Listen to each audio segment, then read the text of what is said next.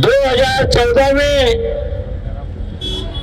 इस देश को फिर हुकुमशाह की तरफ ले जाने की कोशिश हुई कि इस 10 साल में जो 2014 में थी वो महंगाई कम हुई या बढ़ी है? बढ़ी है ना? दाऊद को ला सका के पकड़ के 15-15 लाख तुम्हारे खाते में डाले क्या? 2 करोड़ लोगों को रोजगार दिया क्या? जाति जाति को भिड़ाने की राजनीति, एक दूसरे का द्वेष कराने की राजनीति, और इससे उन्हें डर लग रहा है अभी। इसलिए कभी एनसीपी तोड़ के अपने पार्टी में लेते, कभी शिवसेना तोड़ के लेते, कभी कांग्रेस का चुराते, और कैसे भी करके सरकार में आना है, कैसे भी करके खासदार बनाना है। अरे भैया, तुमने 10 साल में अगर अच्छा काम करते तो ये चोरा चपाटे करने की आदत ही तुमको आने लगती नहीं। 10 साल जनता ही तुमको सर पे लेती। हमारे बुजुर्ग जो थोर नेता है वो देश को आजादी दिलाने लड़े थे। आजादी दिलाने के बाद 2014 में इस देश को फिर हुकुमशाह की तरफ ले जाने की कोशिश हुई। दोस्तों, आपने देखा होगा कि 2014 के पहले कांग्रेस की सरकार थी,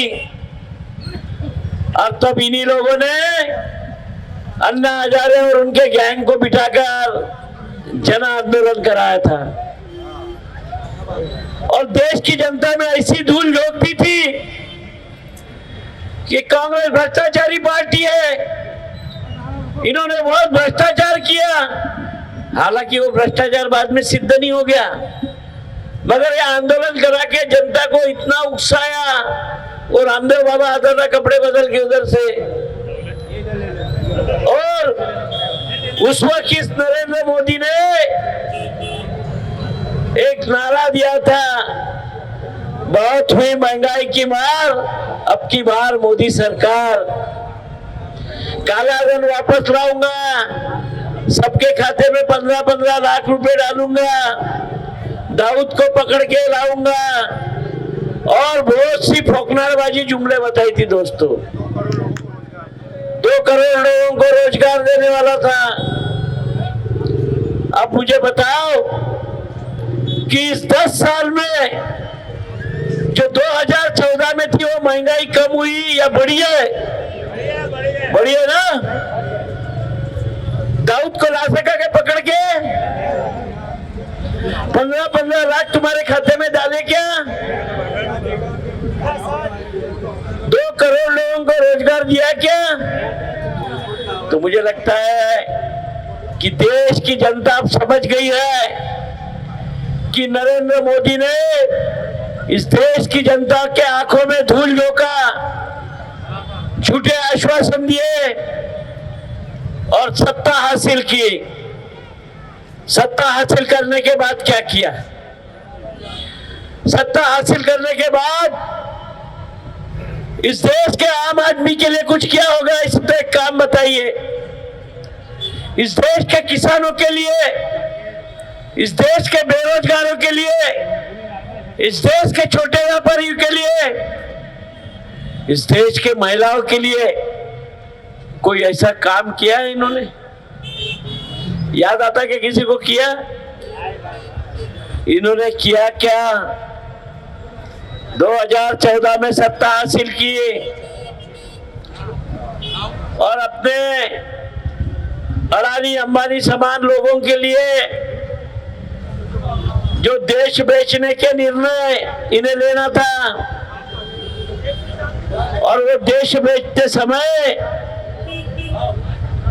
कोई परेशानी ना हो, इसलिए अपोजिशन के जो लीडर है उनको ईडी, सीबीआई, आईटी के नोटिस भेजो, और जो डर गया उसे अपनी वॉशिंग मशीन में डालो, कमल डिटर्जेंट पाउडर से धुलाई करो और अपने पार्टी में लेके मंत्री बना दो। और जो नहीं माना उसे जेल में भेज दो। दो, इस देश के मुख्यमंत्री जेल में भेजे। हमारे गृह मंत्री थे अनिल बाबू देशमुख, इन्हें 1.5 साल जेल में रखा। बाद में पता चला कोई कारण नहीं था, जमानत मिल गई।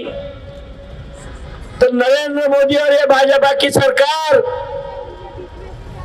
जो भी जनता के विरोध के, किसानों के विरोध के और अडानी अंबानी के हित में जो डिसीजन लेती थी, उसके ऊपर कोई विरोधी पक्ष का नेता बोले ना। इसलिए विरोधी पक्ष खत्म करने की साजिश रची, इस देश का लोकतंत्र नष्ट करने की साजिश रची, संविधान के खिलाफ जाकर काम करने की साजिश रखी। जिस संविधान ने आपको एक वोट का अधिकार दिया है, और ये वोटर जो बैठा है ना, इस संविधान के हिसाब से देश का राजा ये वोटर है। उसको 5 साल में किसको बैठाना है और 5 साल में किसको पलटाना है, ये समझता है। ये अधिकार बाबा साहब आम्बेडकर ने दिया कि उन्होंने संविधान बनाया नहीं होता तो तुमको हमको वोट डालने का अधिकार नहीं रहता। दोस्तों, आज उन्होंने अपने लिए इतना बड़ा काम करके किया, और आज वही दिक्कत इन्हें हो रही।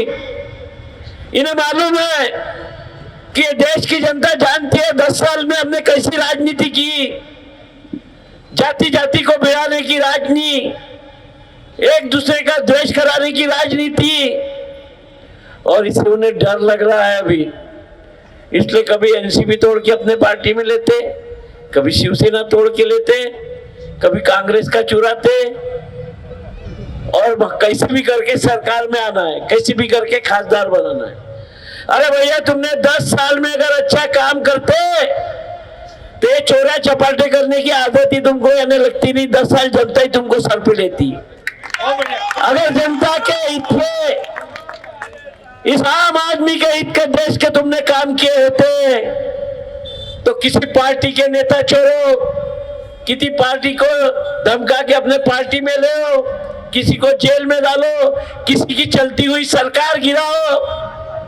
ये धंधा तुमने किया नहीं रहता। आप जब ये धंधा कर रहे हो तो आप डर गए हो मोदी जी। आपको डर महसूस हो रहा है कि 2024 में कहीं ये देश हमें पलटा ना दे। ये डर इनके दिमाग में आ गया है। दोस्तों, आप दूसरा उदाहरण देखेंगे, यहाँ के हमारे भाजपा के उम्मीदवार नितिन जी गडकरी, जो 10 साल खासदार थे, 10 साल मंत्री थे, उन्होंने 3 महीने पहले एक वक्तव्य किया था कि अब की लोकसभा में 2024 की मैं वोट ही मांगने नहीं जाऊंगा, देना है तो देंगे, नहीं तो नहीं देंगे। मैं किसी को चाय नहीं पिलाऊंगा, मेरी गाड़ी नहीं घुमाऊंगा, बैनर पोस्टर नहीं लगाऊंगा, लक्ष्मी दर्शन नहीं कराऊंगा, देशी विदेशी नहीं दूंगा। यानी पहले देते थे क्या तो मालूम नहीं 10 साल में चुनाव में। ये मैं नहीं बोल रहा भैया, ये मेरे पास एबीपी माझा की क्लिपिंग है, यहाँ पे स्क्रीन रहती ना तो आपको दिखा देता, आप व्हाट्सएप से सबको दिखा देना। ये 3 महीने इन्होंने पहले बोला था, मगर आप अभी क्या पोजीशन है दोस्तों? जिन्होंने बोला था कि मैं वोट ही नहीं मांगने जाऊंगा, देना होंगे तो देंगे, नहीं तो नहीं देंगे। अरे भैया, इस शहर की जनता ने गलो गली रास्ते पे निकाल दिया, उन्हें पाव भाजी के ठेले पे बिठाना चालू कर दिया, और इस शहर के जनता की जीत हो गई है। ये इस लोकतंत्र में इस शहर की जनता अगर किसी को नेता बनाती है और वो बनने के बाद बोलता है कि देना है तो दो, नहीं तो मत दो, तो इस लोकतंत्र ने इस जनता को इतना अधिकार दिया है कि इस राजनेता को गली गली में घूमने के लिए इस देश की जनता, ये शहर की जनता और आप लोगों ने मजबूर किया। दोस्तों, ये लड़ाई, पहली लड़ाई तो आप जीती गए हो। अगर इन्होंने भी बहुत विकास के काम करते, पहले इन्हें महसूस हुआ था कि मैंने बहुत विकास का काम किया, मैं काय को वोट मांगने जाऊं, उस जोश में बोल दिए, मगर बाद में पता चला कि मैंने जो विकास किया हूं वो विकास से ये आम आदमी को चवन्नी का फायदा नहीं हुआ। ये आम आदमी का जेब खाली है। अगर ये होता तो सही में उनको रास्ते पे निकलना ही नहीं पड़ता वोट मांगने। और दोस्तों, इसलिए आप ये लड़ाई जीत गए हो। आप में इतनी ताकत है, इस लोकतंत्र में इतनी ताकत है कि अच्छे अच्छे को रास्ते पे उतार देती है। कोई बड़ा हो या छोटा हो, इसलिए जो अपना मतदाता है ना, उससे गावेरी मुजोरी नहीं होता ना कभी कि देना है तो दे, नहीं तो मत दे। वो बता देते हैं बाद में। तो दोस्तों, ये ऐसी कहानी इस चुनाव की है। अभी ताजाबाद में बाबा सरकार की मेहरबानी हम सब नागपुर वासियों पे है, और बाबा सरकार की इतनी नजर है कि यहाँ कोई भी अपने दिल में कुछ सोचे तो बाल बाका नहीं हो सकता इस शहर का और हमारे लोगों का। दोस्तों, अब ये विकास की बात करते हैं। इन्होंने किसका विकास किया? इनका कहना है कि मैं वोट मांगने नहीं जाऊंगा, देना है तो देंगे, नहीं देंगे, क्योंकि मैंने विकास किया हूं। कौन सा विकास? काय का विकास? क्या बनाया तुमने? एक पुलिया तोड़ के दूसरा पुलिया, एक रास्ता खोद के दूसरा रास्ता। अरे भैया, विकास तो तब होगा जब यहाँ आम जनता बैठी है। इनके बच्चों को पढ़ाने के लिए एक अच्छी सी स्कूल होगी जिसमें निःशुल्क पढ़ाया जाएगा, प्राइवेट स्कूल समान। यहाँ के आदमी के लिए एक अच्छा अस्पताल होगा सरकार का, जहाँ प्राइवेट अस्पताल से अच्छी ट्रीटमेंट मिले तो लोगों के जेब के पैसे बचेंगे। यहाँ तुम बिजली के दाम कम करेंगे, बिजली के दाम बढ़ा दिए है, पानी का बिल बढ़ा दिया है, मकान का टैक्स बढ़ा दिया है। अरे भैया, आम आदमी को राहत मिलेगी तभी हम आम आदमी का विकास हुआ समझाएंगे ना। तो मुझे लगता कि पिछले 10 साल में ये कुछ कम नहीं हुआ। आज एक आधा आदमी 30,000 रुपए भी कमाता होगा ना महीने का, तो दोस्तों लाइट का बिल भरते परेशान है, पानी का बिल, मकान का टैक्स, घर में कोई बीमार हो गया तो प्राइवेट अस्पताल, बच्चे को पढ़ाना है नर्सरी में तो 50,000। अरे सरकार जो है वो काय के लिए होती है? सरकार ये आम आदमी का हित के लिए होती है। कांग्रेस की सरकार थी, कांग्रेस के सरकार ने नारा दिया था। और दोस्तों, अभी भी कांग्रेस जब वोट मांगने आई है तो कांग्रेस ने गारंटी दी है 5, जिसमें महिलाओं को क्या फायदा होगा, किसानों को क्या होगा, बेरोजगारों को क्या होगा। अभी यहाँ वक्ता बोलेंगे तो गारंटी के बारे में बताएंगे या बता दिया होगा? तो मुझे लगता है कांग्रेस की सरकार, कांग्रेस पार्टी सर्वधर्म समभाव वाली पार्टी है, कोई जाति भेद नहीं है। जो भारत का आदमी है, भारत का है, यहाँ का रहिवासी है, उसको यहीं रहने का हक है। किसी के बाप की ताकत नहीं है यहाँ से हटाने के लिए। दोस्तों, कांग्रेस जो प्रोग्राम देता है, कांग्रेस पार्टी ने जो जाहिरनामा दिया है, ये आम आदमी के लिए दिया है। 1 लाख रुपए विद्या वेतन, और हर जो पढ़ा लिखा आदमी उसकी नौकरी पहली पक्की। गरीब फैमिली के महिला को हर साल 1 लाख रुपए, 400 रुपया मनरेगा में मिलेगी मजदूरी। कर्ज माफी, स्वामीनाथन आयोग तो उनके फार्मूले से कर्ज माफी दी है। और जनगणना, सबकी समानता, सबके जाति के कितने लोग हैं उस आधार पर उन्हें जो फैसिलिटी मिलना चाहिए उसके लिए जनगणना की मांग की है। ये गारंटी कार्ड है कांग्रेस का। ये गारंटी कार्ड हर घर में आने वाला है दोस्तों। अभी कर्नाटक और तेलंगाना में चुनाव हुआ था, कांग्रेस ने ऐसी ही गारंटी कार्ड दिया और चुन के आने के दूसरे दिन ये गारंटी कार्ड लागू हुआ और वहां के लोगों को उसको फायदा हो रहा। और इस देश की जनता को ये गारंटी कार्ड मिलने वाला है। इसे बोलते हैं आम आदमी के लिए काम करने वाली सरकार, नहीं तो अडानी अंबानी और लखानी के हाथों देश बेचने वाली सरकार है। ये अनेक संस्थाएं बेचने वाली सरकार है। इस देश में दोस्तों हर समाज का इंसान रहता है। लोकतंत्र में हर समाज के इंसान को एक ही अधिकार है, उसका अधिकार समानता का है, उसका रहने का हक है। अगर कोई सरकार उसका हक छीनने की कोशिश करे, कोई सरकार उसे आग दिखाकर डराने की कोशिश करे, तो इस देश में कोई बर्दाश्त नहीं करेगा दोस्तों। और किसी के बाप की ताकत नहीं है दोस्तों। समाज में झगड़े लड़ाना, समाजों में भेदभाव करना, ये कांग्रेस की नीति नहीं है।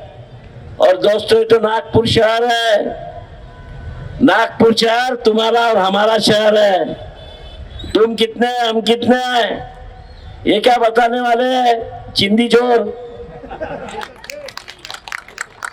ये जिस दिन अपने सब करेंगे ना, तो इनको इनकी जगह दिखा देंगे दोस्तों।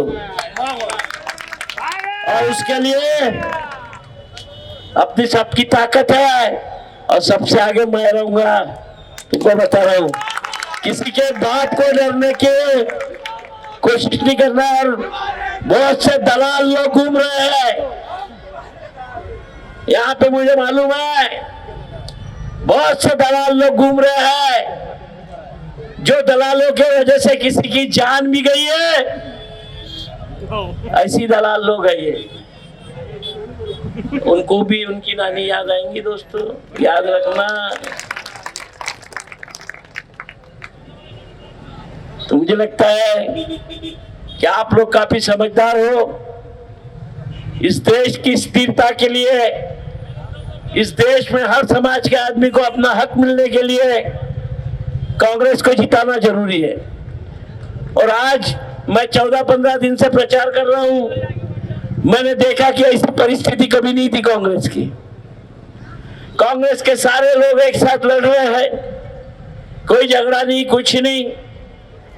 और कांग्रेस के साथ में इंडिया गठबंधन है, राष्ट्रवादी है, शिवसेना है, समाजवादी है पार्टी है, आम आदमी पार्टी है, सीपीआई है, सीपीएम है, ये इंडिया आघाड़ी में है। और बोनस में अपने को वंचित बहुजन आघाड़ी ने उम्मीदवार ही नहीं दिया,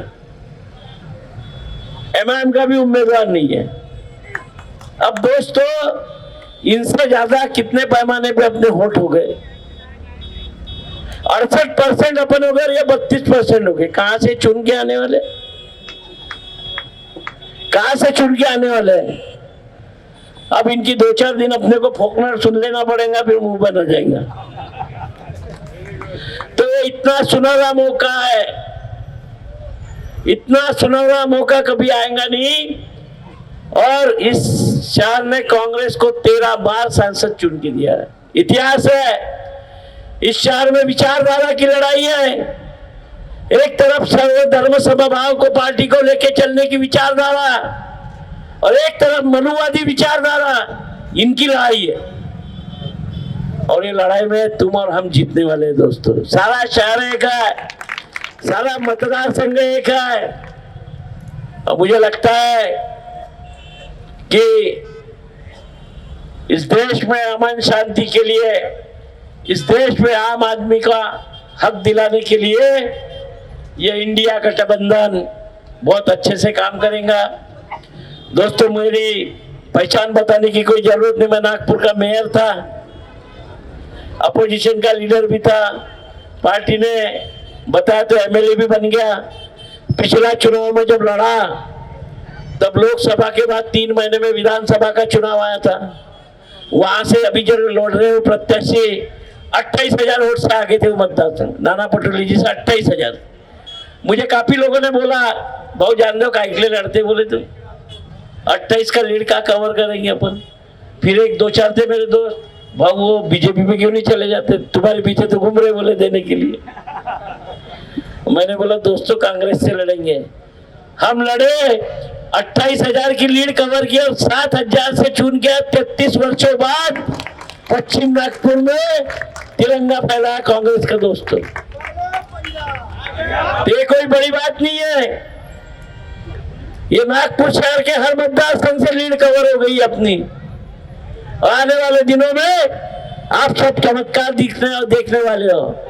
मगर दोस्तों ये कोई मैं जीतने वाला नहीं हूं, मेरी कोई औकात नहीं। ये आप लोग जीतने वाले, ये मतदाता, ये जनता जो साथ में है ना मेरे, ये जीतने वाली है। मैं तो एक निमित्त मात्र हूं, मैं आपने बनाया हुआ नुमाइंदा हूं। मेरा काम है, आप मुझे जो ओहदे पर बिठाएंगे, हर इंसान को न्याय दिलाने का मेरा काम है। मैंने भेदभाव नहीं करने को ना, मैंने जाति भेद नहीं करने को ना, यह मेरा काम रहेगा। अगर मेरा मतदाता वो किसी भी समाज का है, आधी रात में उसको जरूरत गिरी तो उसके साथ में खड़े रहने को ना, उसने वो आदमी मैं हूं दोस्तों, और आप मुझे आजमा लेना। और मुझे इतना भरोसा आप पे कि आप सब लोग 19 तारीख को मतदान तो करेंगे, 7-8 बजे मतदान करना है, और ज्यादा से ज्यादा लोगों को मतदान केंद्र तक पहुंचाने की कोशिश करना है कि मतदान हो जाए और यहाँ का परसेंटेज बढ़े। आप मुझे वोट देने वाले हैं, मैं चुन कर आई गया हूँ, मुझे कोई टेंशन नहीं। मेरे को चुनाव समझते हैं, 8 चुनाव मैंने भी लड़ा, 4-5 लोकसभा के। जो करंट है ना, ये बहुत बेकार करंट है, देखना कितना सुपड़ा साफ होगा इनका। और चुनाव का दिन है अपने जुम्मे का दिन, चुनाव का दिन शुक्रवार है, जुम्मे का दिन है। सबने सवेरे सवेरे ही अपना वोट कर देना है। और हमारे कार्यकर्ताओं की जवाबदारी है कि 6 बजे से उठ के लोगों के पीछे लग जाना है वोट कर। दोस्तों आप मेरे लिए मेहनत करने वाले हैं, आप मुझे वोट देने वाले हैं। मैं अल्लाह ताला के इस दरबार में आपसे वादा करता हूँ कि आपको जिंदगी में नहीं लगेगा कि इस इंसान को वोट दिया तो ये इंसान हमारा वोट की कीमत नहीं कर रहा है। तुम्हारे वोट का मान सम्मान हर समय करूंगा। मुझे मालूम है इस लोकतंत्र में राजा बनाने वाले तुम हो, और गावेरी बता के देना है तो दे बोल के नीचे बिठाने वाले भी तुम ही हो। तो मुझे लगता है कि आपको भी कभी भी महसूस नहीं होगा कि हमारा वोट व्यर्थ गया। आपका जो वोट है मेरे सर पे कर्जा बन के जिंदगी भर रहेगा, और मैं उस दिन के इंतजार में रहूंगा कि यहाँ बैठे हुए हर शख्स के काम मैं कमा सकूं।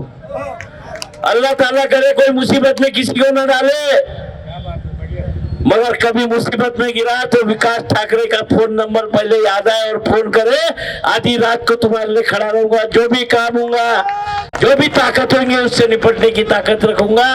आप शांत से रहिए, कोई चिंता नहीं करने की। और ये शहर तुम्हारा हमारा शहर, इनके बाप का शहर नहीं है, तुम्हारा और मेरा शहर है। कौन रोक सकता? कोई झोपड़ी नहीं हटेगी, कोई ठेले वाला नहीं हटेगा। और सरकार के खिलाफ लड़ने की ताकत तुम्हारे में हमारे में। पिछले 10 साल से आपने देखा होगा, पार्टी का अध्यक्ष हूँ, जो भी गलत नीति रही सरकार की, रास्ते पर उतर कर अपने साथियों के साथ आंदोलन किया है। दोस्तों 30 केसेस लगी है। कहीं में लगा कि झोपड़पट्टी तोड़ रहा है, कहीं दुकान वाले पे अन्याय कर रहा है, तो आधी रात को दौड़ने वाला शख्स मैं हूं दोस्तों। और यही काम जिंदगी भर करना है। मेरे को करोड़ों के टर्नओवर नहीं बनाना है, कोई 200 करोड़ 500 करोड़ 600 करोड़ का आदमी नहीं बनना है, जो अभी कोई तो भी घूम रहा है या बन गया है। अरे मुझे जनता की सेवा करना है, और तुम्हारी सेवा करने के लिए मेरा खून भी बहेगा तो भी देने के लिए तैयार हूँ। दोस्तों इतना बोलते हुए मैंने 2 शब्द समाप्त करता। जय हिंद, जय विजय। हम तुम्हारे साथ हैं।